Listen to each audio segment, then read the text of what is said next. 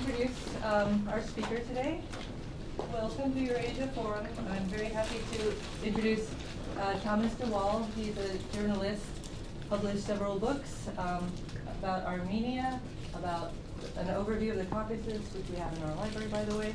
And he's currently a fellow, a researcher at the Carnegie Institute, and he's writing a new book that's actually done, right? It's written and is coming out soon on Armenia and Turkey.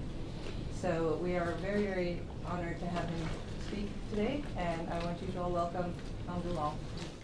Great, thank you. Okay, thank you. Now, how do we get the map up? It's on the script. It's on here. Okay. Well, while that's coming up, just let me also tell you a bit about myself. So I work at the think tank in Washington, the Carnegie Endowment for International Peace, and I have a background, I think, like some of you, in Russian studies. As you can tell from my accent, I'm from England, although I've got a Dutch name because my father originally comes from Holland. So I started my career. Here we go. That's great. In Russian studies in England, in Oxford, and then I became a journalist, and I worked a lot in Russia, particularly in the early 1990s.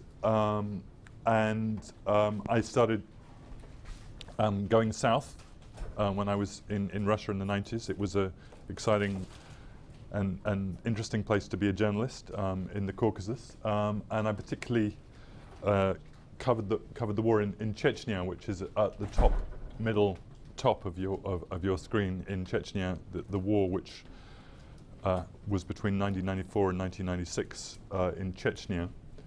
But there were three other conflicts in that period in the Caucasus, and I'm going to talk mainly about those three conflicts today and about this whole region. Do we have a pointer, or I'm just going to have to point with my thing? Anyway, down over here is the Nagorno-Karabakh, which is the conflict between Armenia and Azerbaijan, which I've also written a book about, which came out, first edition came out in 2003. And then up here, and we have two Georgians here who I'm sure will be able to contribute. We have two conflicts, one here on Abkhazia on the Black Sea coast, and another one in South Ossetia, also in the 1990s. Of course, as many of you know, in 2008, there was kind of round two, unfortunately, in South Ossetia. In 2008, a Russian-Georgian war fought mainly in South Ossetia over 5 days in August of 2008. So then, personally, I went back to London. Then I managed a lot of projects, journalism projects in this region in the 2000s, working with journalists. One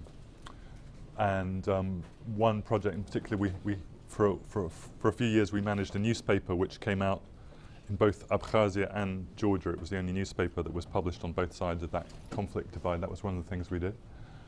And then I wrote the book just called The Caucasus: An Introduction, which came out in 2010, and that was also when I moved to DC for the Carnegie Endowment, and since then I've been based in DC, but still traveling to this region. So although I'll talk mainly about South Caucasus, I'll be happy also to talk about Chechnya and other places, and Russia in the 90s if anyone wants to talk about that. So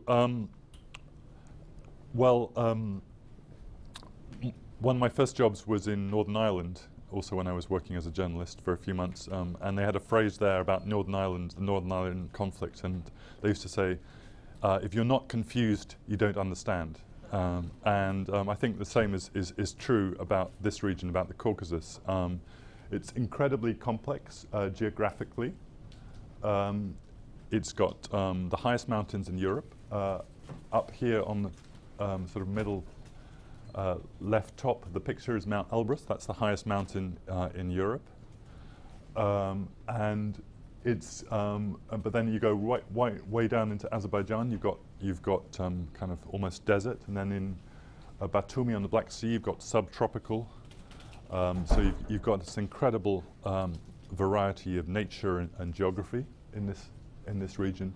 You've also got incredible density of ethnicities and languages. The story goes that when the Romans first came to the Caucasus in 1st century AD, they called a meeting and they used 100 interpreters in order to get the message across. And Dagestan, which is up on the top right of your picture, has 14 main nationalities in a republic of 2 million people, and also has, I think, along with Papua New Guinea, the highest density of languages in the world.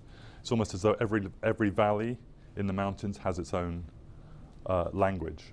So this is incredible diversity here. And this is all in a population of maybe 15 million people in the South Caucasus and maybe 10 million in the north. So population-wise, in world terms, this is not a big place.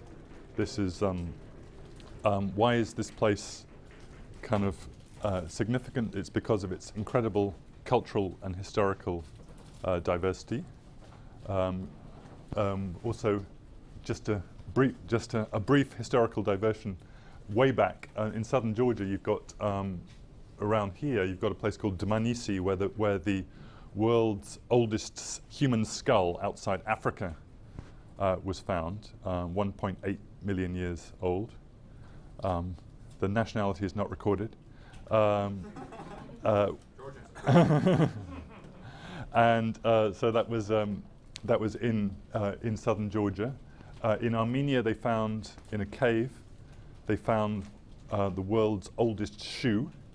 I think that's 5,500 BC or something like that. Someone was wearing a shoe which was miraculously preserved in a cave in Armenia.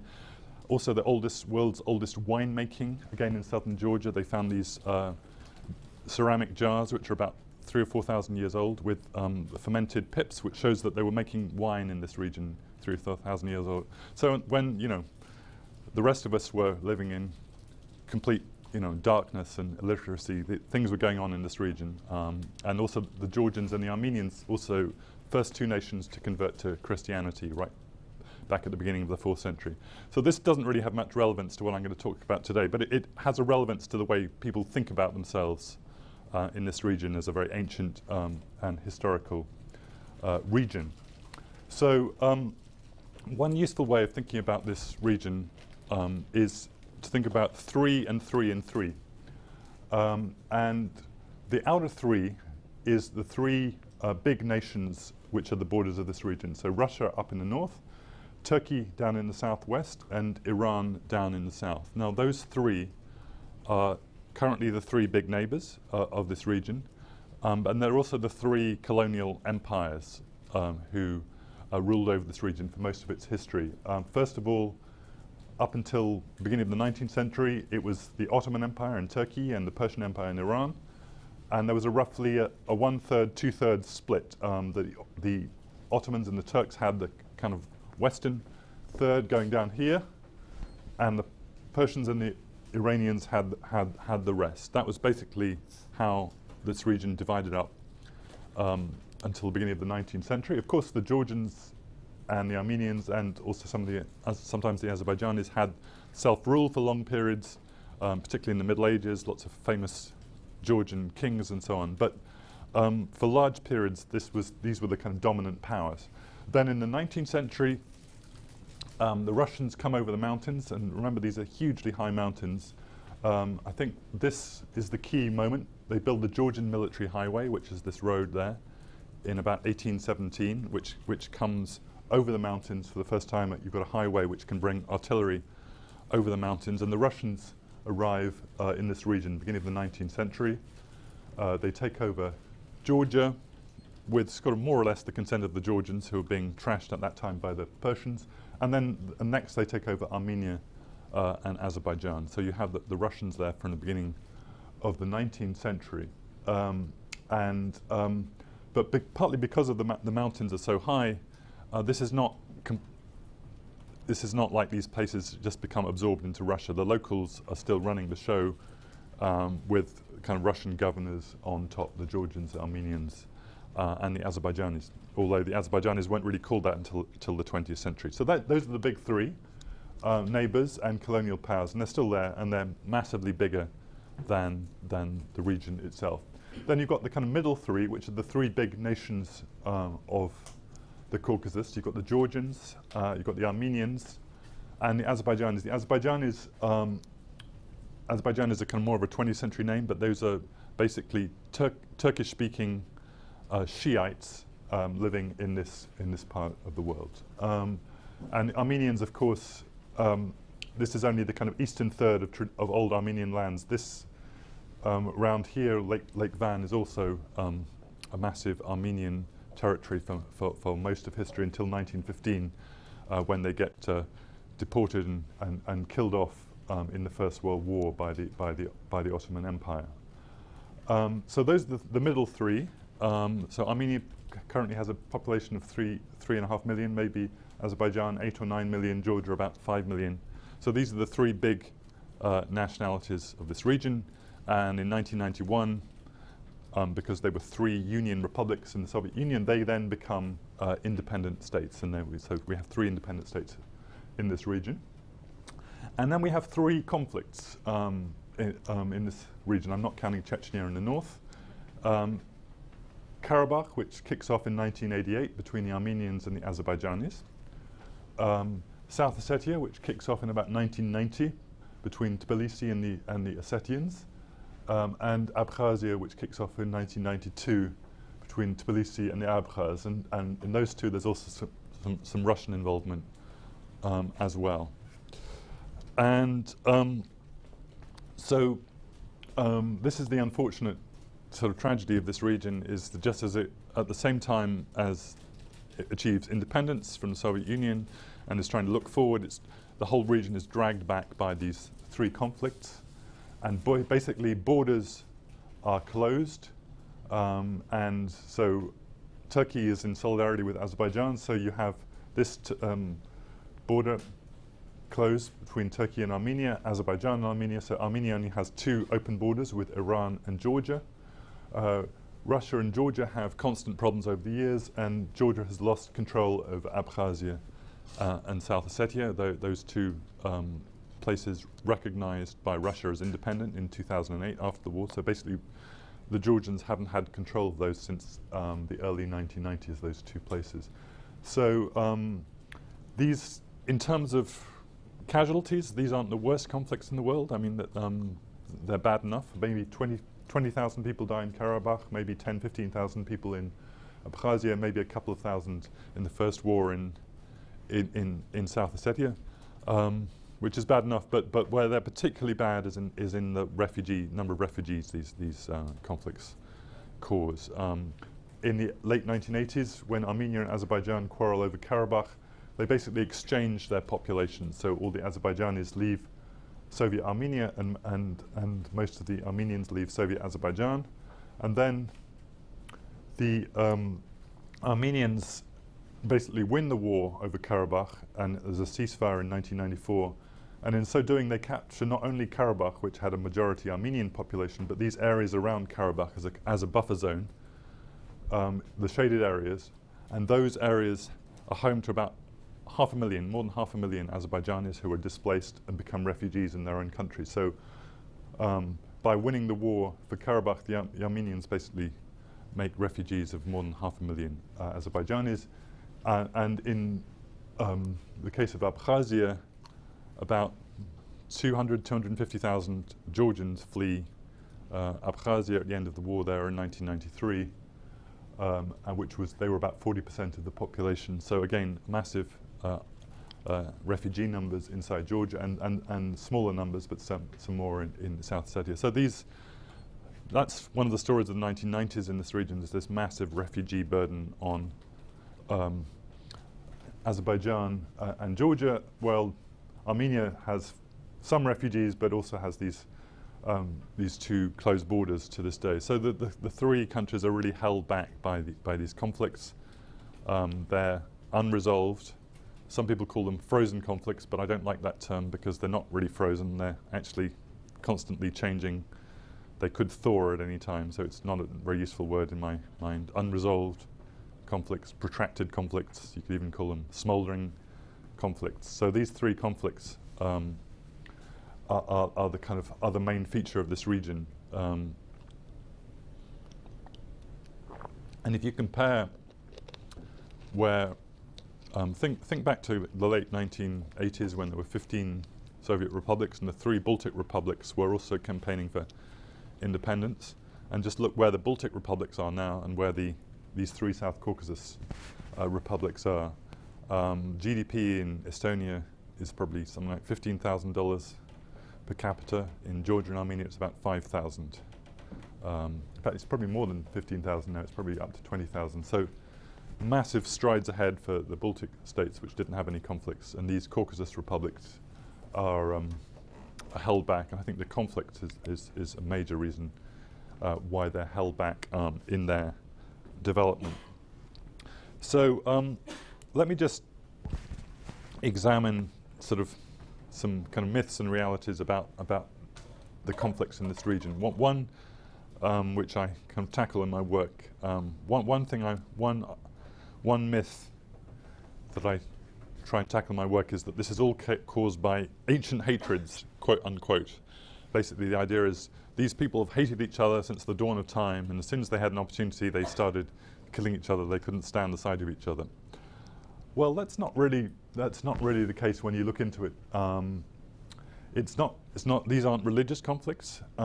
Consider this fact that of course, the Armenians are Christian and the Azerbaijanis are Muslim, but they weren't fighting because they were Christian, because they were Muslim. In fact, during the war, Armenia was getting quite a lot of help from Iran, from the Islamic Republic of Iran, and so Armenia, a kind of 99% Christian nation, was getting support from the Islamic Republic of Iran.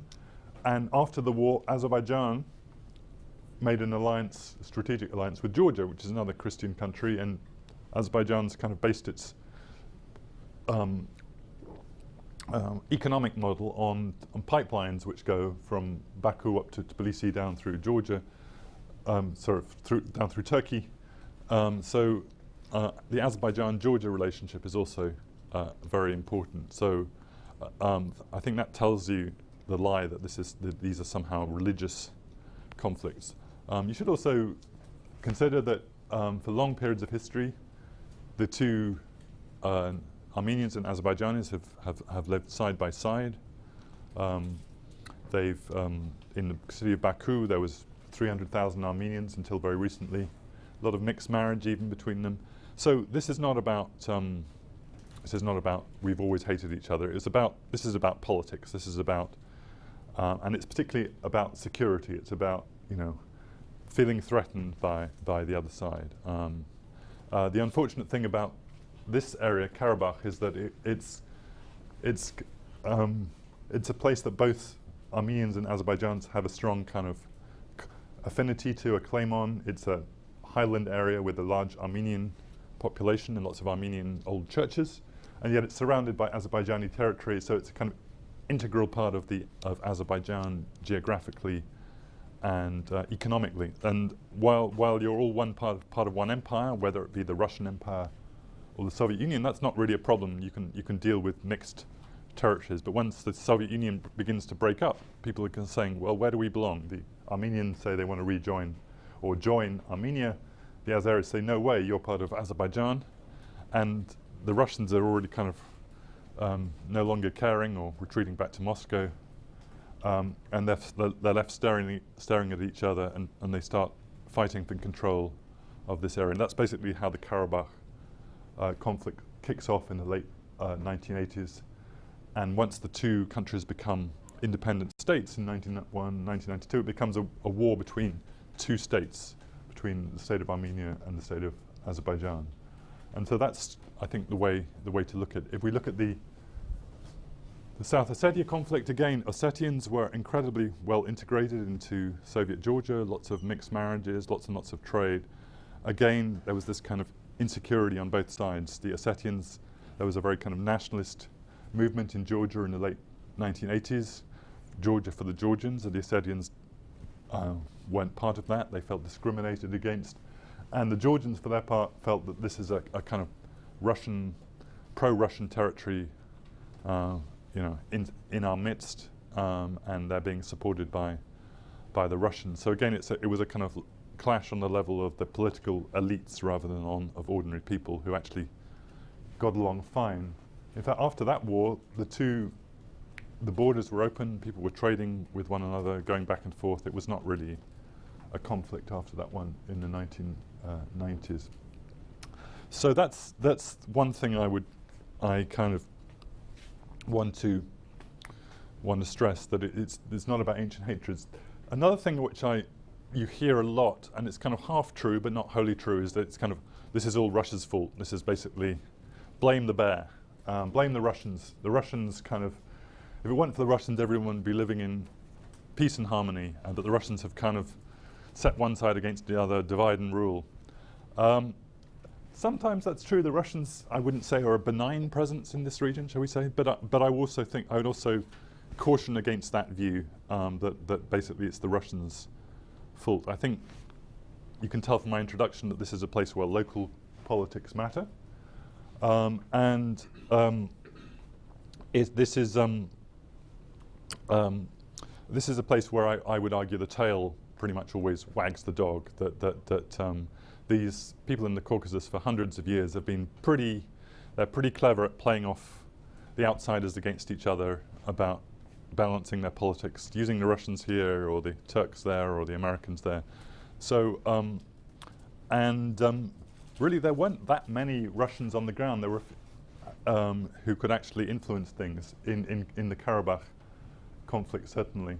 Now, it's much more true of Abkhazia and South Ossetia. There, when the war started, Russian military assistance, I think not from Moscow, but from elements of the Russian military, was crucial in the Abkhaz and the Ossetians winning those conflicts in the 1990s. And then again in the 2000s,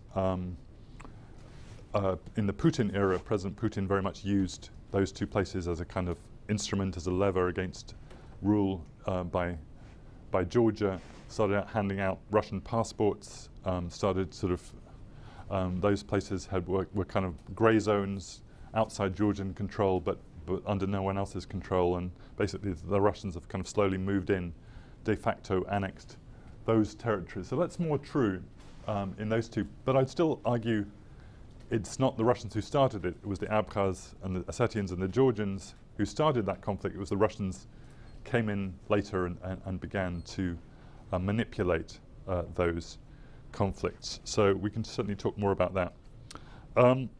And the third myth that I'd like to address is that this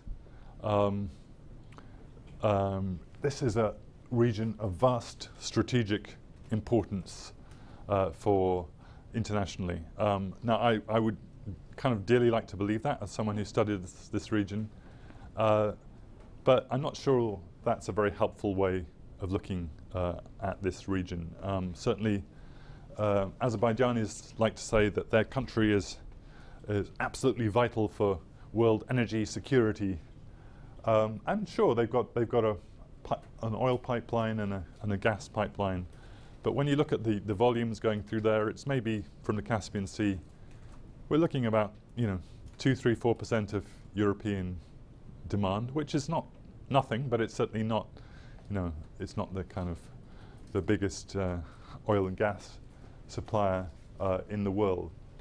And I would argue that actually one big reason why these conflicts don't get resolved is because this region is a kind of second order priority in world affairs. It's not a first order priority. What do I mean by that? I mean if you're sitting in Washington or Paris or London or even in Moscow, I would argue it's not the first thing that you're looking at every morning. If you're John Kerry or Susan Rice, you're looking at Middle East, you're looking at Afghanistan, you're looking at maybe at North Korea sometimes, and this, if you're not really thinking about resolving these conflicts in the Caucasus. And the same, I would argue, is true in Moscow. Clearly, it's more important in Moscow, but Ukraine or Kazakhstan, I would argue, are much more important to President Putin than what's going on in Georgia, Armenia, or Azerbaijan. By way of comparison, let's consider what happened in the Balkans in the 1990s and what happened here. You know, the Balkans, obviously, about the same time, it was kind of one of the misfortunes of these conflicts is they were happening pretty much the same time as the Bosnia conflict. But I would argue the Bosnia conflict was getting, you know, 90% of the attention, and these conflicts were getting 10%. And at some point, Europe and the United States decided it's unacceptable for this conflict to be going on in the heart of Europe. And we saw the whole push towards the Dayton conference on Bosnia. We saw NATO bombers flying in, bombing Serb positions. And then we saw the Dayton Agreement. We saw, you know, 40,000 troops being deployed to Bosnia. We saw a massive reconstruction effort. We saw a kind of internationally supervised government taking over in Bosnia. Now, if that kind of attention had been focused on Karabakh, I think it would have been fixed. You know, instead, what you got in Karabakh was you got a ceasefire in 1994. This whole line is a ceasefire line with trenches, let me actually. There we go. Sorry, I forgot. I just remembered we've got a bigger picture here. So this is in Karabakh we call this the line of contact. In Kashmir you have the line of control. Around Karabakh you have the line of contact. So this is about more than 100 miles long. It's got trenches on either side. I should have brought some pictures to show you, but it looks like a First World War. You know, with trenches, with artillery. On either side, you've got you've got missiles trained on either side. You've got about 20,000 troops, Armenians, and facing 20,000 Azeris. So this is the most militarized zone in Europe. Just because you don't hear about it every day in the news doesn't mean it's not an incredibly militarized and dangerous place. And that's just the line of contact. So this is all kind of the territory of Azerbaijan, de jure, but controlled by Armenia, plus the border between the two countries. So who can tell me how many international monitors are monitoring this ceasefire in Karabakh? Anyone have a guess? 0? No, it's slightly more than 0. 6. Whoever said 6, deserves a. Who was that? Who said it? Anyway, well, okay, you get the gold star for that one. Six OSCE monitors, unarmed, basically visit this ceasefire line twice a month. And they have a monitor on one side and a monitor on the other, and they send back a report to Vienna saying, no ceasefire violations today. That's their mandate. The Azerbaijanis don't want more because they're worried that what they don't want is this line to become thicker on the map. They don't want it to become normalized, and they don't want a kind of massive peacekeeping force. They're worried that they think that the fewer monitors there, the more temporary, the less permanent this line is on the map. What that basically means is that Azerbaijan has lost all this territory. It's now incredibly wealthy. Its annual defense budget is now $4 million, which is about equivalent to the whole of the state budget of Armenia. This is due to oil and gas wealth in the last 10, 15 years. So basically, and occasionally people in Azerbaijan saying, the peace process isn't working, we should go back to war to liberate our lost territories. And why don't they do that? Purely not because they're peace-loving, purely and not because there's a massive peacekeeping force on the line getting in their way. They do it purely out of their own calculations that militarily this is too difficult. The Armenians hold the high ground. We would lose too many people to do this. We can't do this. So this ceasefire, which has been in place now for 20 years, basically the reason it stays is basically because both sides decide it's in their interests to keep it in place. But this is a conflict to watch, and this is kind of what I spend half of my time doing professionally, is going around do not ignore this conflict. If the calculations change on the Azerbaijani side, you could have a major war on your hands here, in which they decide to break the ceasefire, to try and recover lost territory. It could be very bloody. There's some really heavy weapons now on both sides.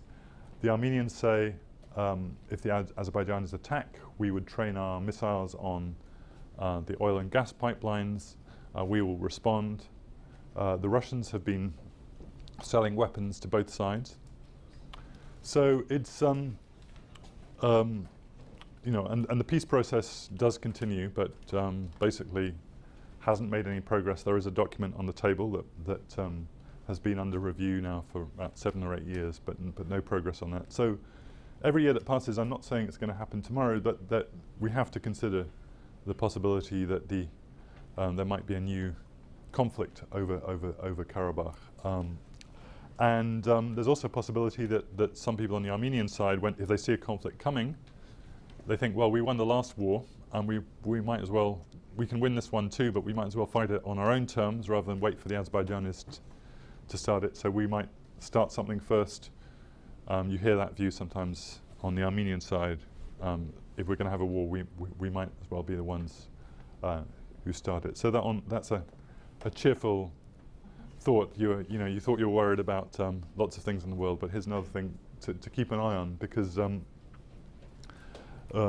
basically it's one of those situations which is stable until it's not. Over the summer, by the way, we had a week of fighting there, where about 30 people got killed on either side, which was the worst clashes that had been seen there since the 1994 ceasefire. And I think that was a bit of a kind of a warning about what is possible here. So let me just, I think that's basically I want to leave some time for questions. I brought a little show and tell with me, which you can pass around. Now, this is just to kind of tell you how far mentally, since 1991, the two sides in the Karabakh conflict, and this applies to the other conflicts, have got from each other. This is when you go to Karabakh, you get a visa. This is the Nagorno-Karabakh Republic, which not recognized by anyone, even by Armenia, interestingly enough. They issue a visa, and it's incredibly poshly done. This was in 2006 visa, and number 1,297. And so this is the one reality on the Armenian side. And then on the other side, I've brought with me an Azerbaijani coin. Now, why do you think I brought a coin with me? Well, I think you can tell a lot about a country, where a country thinks of itself, by who they put on their coins. The Turks put Ataturk on their coins, and the British put the Queen's head, and you have obviously George Washington or whoever, more than just George Washington. What do you think the Azerbaijanis put on their coin? What do you think they express as their national identity? Well, they put the map. What? Oil. No, they put the map of Azerbaijan. They put a map of Azerbaijan. This is their national idea, because they're quite a new country in the world. Azerbaijan is the map of Azerbaijan, and of course the map of Azerbaijan includes Karabakh and the territories under control of them. So this is just something for a kind of show and tell to pass around the room. It's a 10 kopeck coin. I do want it back, not because 10 kopecks is worth very much, but so that I can use it again. So I think that's basically it. Obviously, there's lots of issues I haven't covered, but we've got about 20 minutes, yeah. So I think why don't I stop there and take some questions. Oh, no, no. Okay, I was going to try and get back the main. There we go. Sir, you were saying that right now Azerbaijan is basically, they're not trying to take back Karabakh because they see that the Armenians have the advantage, and like part of the advantage is that Azerbaijan doesn't have the finances necessarily. Well, it does have the finances. It's just they don't have maybe the military professionalism, and the Armenians control all the high ground. So to take back you're probably more of a military specialist than I am, but to take back high ground, you certainly need a massive ratio of attacking forces to defensive forces. And then along that, so now that we're kind of entering an age of cyber warfare, and we're kind of trying to figure out what that looks like, and I'm not going to ask you to explain how you think cyber warfare is going to affect that, because I don't know that anybody can answer that question here. But do you think that possibly because cyber warfare does not require the same kind of funding or necessarily professionalism as a regular military force, do you think that could have a factor in causing conflict to flare up? Right. It's an interesting question. I think one thing is because these are relatively low-tech countries, that cyber warfare is not going to be so damaging. And if you look at Karabakh, for example, that's a place where they're still, writing things on paper. They're not, they don't have e-government and things like that. And so in that sense, I don't think cyber warfare would be as dangerous as it would to an advanced Western country. So we spoke how this is not the myth that these people all hate each other and they're fighting wars. And so is the conflict between Armenia and Azerbaijan pretty much ethnic self-determinism that went bad? Well, I would describe it as a conflict about, clearly there is an there are identity issues, shall we say. Like there is, I come from North London. Between the two local soccer teams in North London, there are identity issues, and on a Saturday night they might go out and fight each other. But that doesn't mean that they can't. Those two, an Arsenal supporter and a Tottenham supporter, can't work in the same office on Monday morning. So I see it a bit like that. That this is, it's one of the factors in the conflict, but the main factor in the conflict is this kind of mutual insecurity. It's about who's in charge, and if there's no kind of policeman in place to say who's in charge in a disputed territory, then I think people start to kind of sort it out amongst themselves, and the stronger person wins. There's actually, this is interesting, over here in Georgia, there are actually mixed Armenian and Azerbaijani villages living on the territory of Georgia, just a few miles outside of Armenia and Azerbaijan, where half the village is Armenian, half is Azerbaijani, and they're living absolutely fine next door to each other as neighbours. And I think the crucial difference is that they have a kind of Georgian policeman in the village who, if two neighbours get into a drunken fight, the Georgian policeman will come and sort it out. But that's not you don't have that, or not anymore, in somewhere like Karabakh, and I think that I see as the crucial difference. Is there different ethnically between the groups? Yeah. Different religion, different language, different history, but all mixed up together as well. But if an Armenian and Azerbaijan had intermarried, but lived in Georgia, would their child be look the same pretty much? The child would probably, in being kind of patriarchal society, would nominally be the nationality of the father, but everyone would know that this is a person of mixed parentage. So the differences are created then.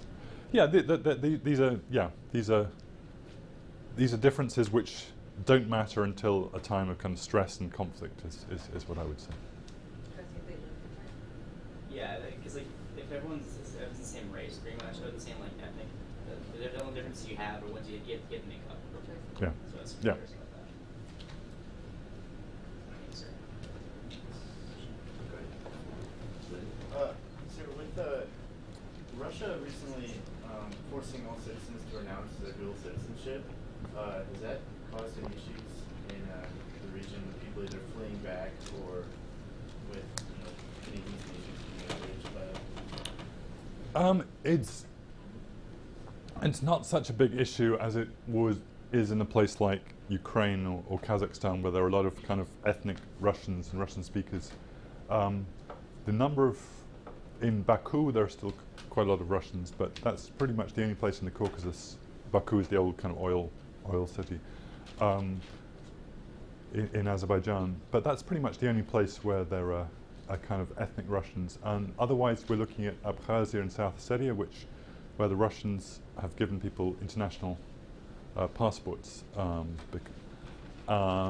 so they are kind of, even though they're ethnically Abkhaz or Ossetians, they can have Russian passports, which is obviously a kind of way of Russia exercising political control. But otherwise, it's not an issue. Sir, could you comment on the military expenditures of Azerbaijan and Armenia, specifically that Azerbaijan has oil wealth and Yeah. Armenia does not?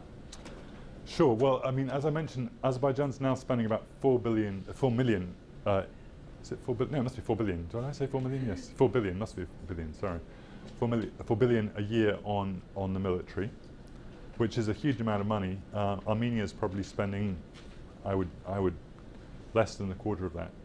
However, a few things to bear in mind. One, the reports I hear from Azerbaijan guess they have a lot of shiny new kit, but they don't necessarily have the trained professionals to use it properly. That's one issue, and there's still a big hazing problem in the Azerbaijani army, so there's a lot of corruption there. So I think it's improved, but I don't think it's it's a massively professional army. The Armenians have a better military tradition, which was one reason why they won the war of the 90s. In the Soviet times, in the Soviet army, they privileged certain nations over one another. The Muslim nations were kind of down at the bottom, the Russians were at the top, and the other kind of nations were in the middle, which meant that if you were an Armenian or a Georgian, you could rise up the ranks quicker than if you're an Azerbaijani. So, which meant that you hear stories about the Azerbaijanis in the Soviet army were construction workers or they were cooks, whereas Armenians were actually fighting the battles, which I think had a significant effect on when the two countries were forming an army in the early 1990s. So that's another factor. And the other factor is the Russian-Armenian military alliance, which means that that Russia, basically the Armenians kind of get weapons at a cut price from the Russians. The Azerbaijanis are paying the full market price, and the Armenians are getting a discount. You mentioned that Iran supports Armenia in this conflict. Why is that, considering that Azerbaijan and Iran seem a little closer? And Yeah, that's more to gain there. That's an interesting one. They don't kind of publicly and dramatically support Armenia, but that's the kind of the tendency. It's a more quiet support. Iran and Azerbaijan have a very difficult relationship. It's partly because Azerbaijan is a kind of secular republic. Iran is a religious republic. Also, there are about twice as many Azerbaijanis, up to 20 million, living in Iran as there are actually in Azerbaijan itself. You see Tabriz there. That's huge Azerbaijani city. Now, though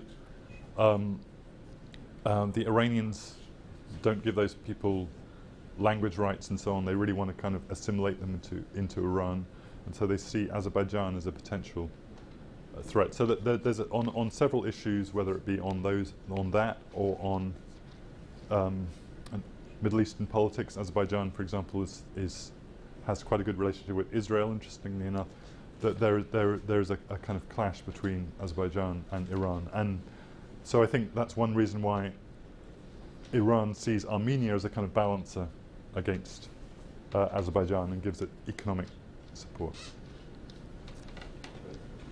Sir, you said keep an eye on this area for future conflict, and so if, say, the ceasefire were to end, would you, could you explain what you expect from foreign intervention, specifically U.S. intervention, if there should be any? Right.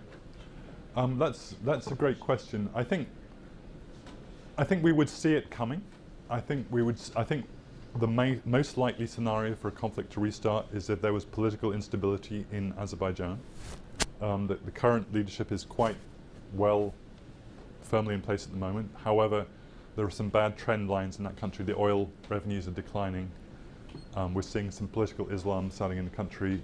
They've very stupidly, in my mind, they've just embarked on a massive crackdown against pro-Western civil society. A lot of people thrown in jail this year, including people I know in Azerbaijan. So they're kind of tightening the screws there, and we all know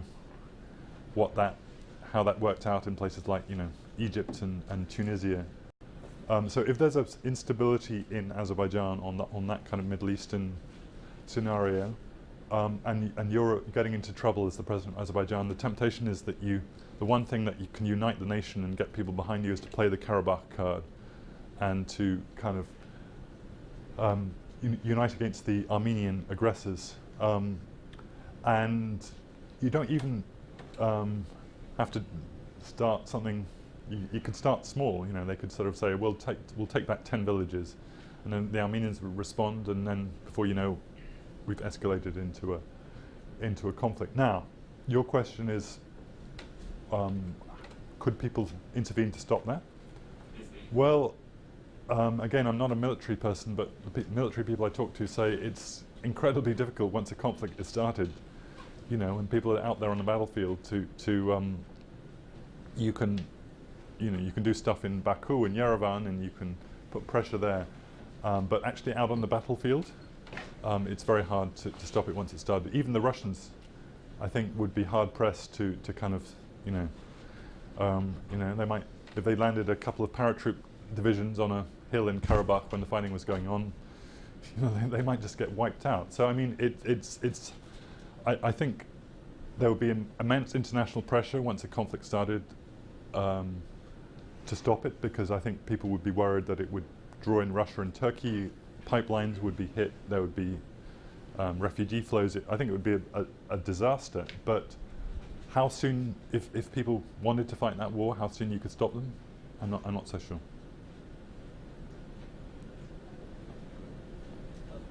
So you mentioned the refugee problem and how there's lots of refugees from both sides where people find themselves in what used to be their country and they're now foreigners. What kind of situations do they find themselves in? Like, do they usually try to get back to their country of origin, or are they just right? Kind of Well, I should say there are actually two types of refugees. There's the ones from the Soviet period where Azerbaijan is left Armenia and Armenians left Azerbaijan in the main, and then there's the ones from the conflicts themselves where people are basically internally displaced. So we're talking about Georgians fleeing Abkhazia, or Azerbaijanis fleeing the Armenian-controlled areas of Azerbaijan. So we're talking about, technically in international terminology, these people aren't refugees, they're internally displaced people, they're IDPs.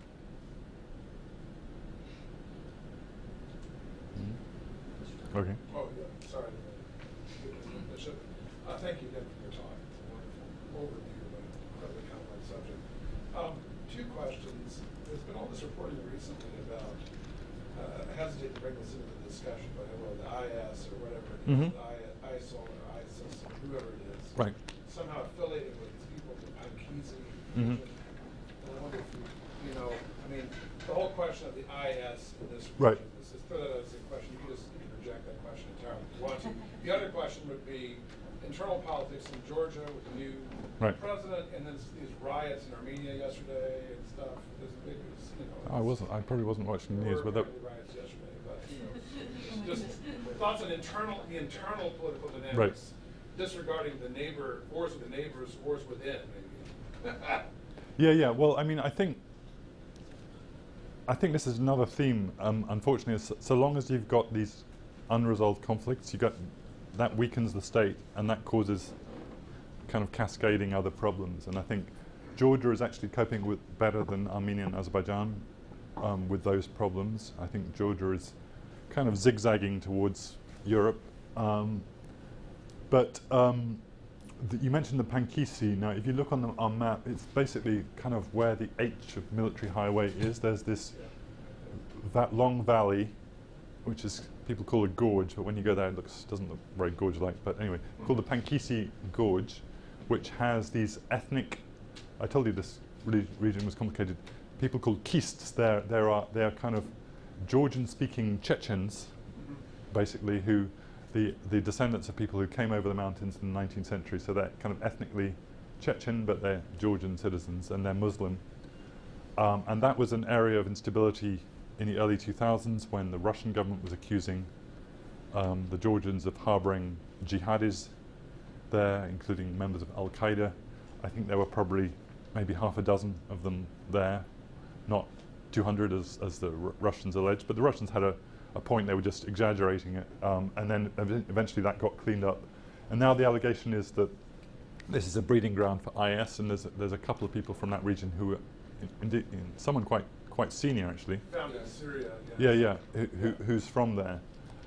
I think that gorge, Pankisi Gorge, is small enough for the Georgians to be able to take care of it. I don't think it's I don't think, and you know, with American support. So it's more the issue that it's exporting people to Syria than it's a problem in itself. What is more of a problem, I think, is Azerbaijan.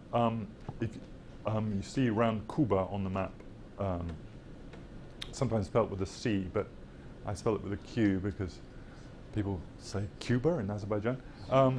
So in the north of Azerbaijan, that's a kind of Sunni area neighboring Dagestan, and a report of several hundred Azerbaijanis from there fighting with IS, and that's a much bigger number.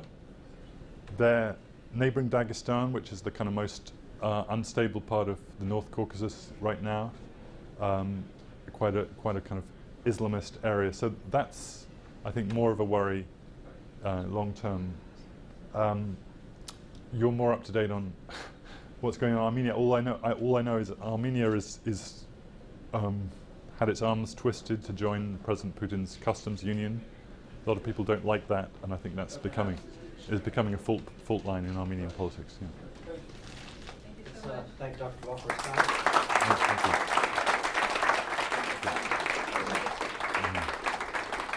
On behalf of the Center for Oh. Regional Studies, we present you with a Naval County Great. photo album. Thanks so much. Thank you. Thank you.